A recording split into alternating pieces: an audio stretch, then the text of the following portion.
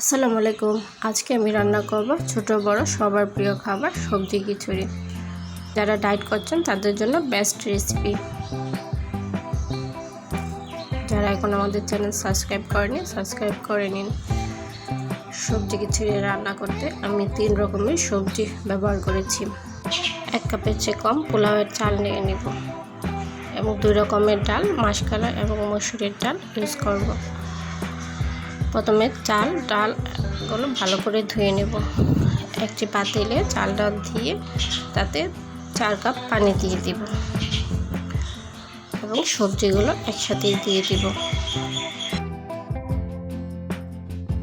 সবজিগুলো দেওয়া হয়ে গেলে 1 চামচ লবণ দিয়ে দিব এবং ভালো করে মিশিয়ে দিব।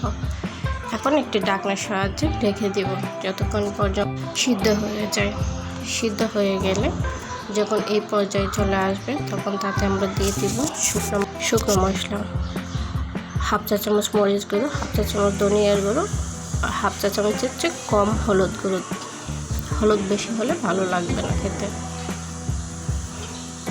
এবং ভালো করে মিশিয়ে দিব। এখন আমরা দিয়ে দিব আদা ও জিরা বাটা। দেওয়া হয়ে গেলে ঢাকনা দিয়ে ঢেকে দিব। দেখুন খিচুড়িটা প্রায় হয়ে আসছে। এখন আমরা একটি চামচের সাহায্যে আমরা চাল এবং সবজিগুলো হালকা একটু ভেঙে দিব। যারা আমাদের চ্যানেলটি সাবস্ক্রাইব করেনি সাবস্ক্রাইব করে নিন। এই পর্যায়ে আমরা দিয়ে দিব 4টা কাঁচামরিচের ফালি করা। মিনিট ঢাকনা দিয়ে ঢেকে দেব। রান্নাটা প্রায় শেষ। এখন বাগার দিয়ে দিব।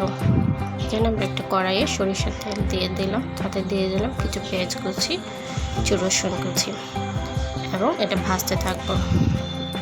লাল হয়ে আসার পরে আমরা তাতে দিয়ে দিব 1 চিমটি মতো আস্ত জিরা আর 1 চিমটি কালো জিরা এবং কিছু এটা বাগার দিয়ে দিব।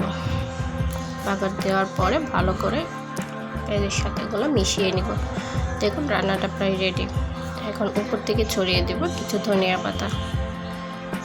যারা আমাদের চ্যানেলে নতুন তারা সাবস্ক্রাইব করে নিন এবং যারা ডায়েট করতে চান তাদের জন্য এর চেয়ে ভালো খাবার আর হতেই পারে না।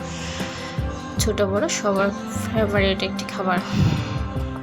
ঠিক ভালো লাগলে সাবস্ক্রাইব করে নিন। এখন আমি এটা পরিবেশন করে দেখাচ্ছি।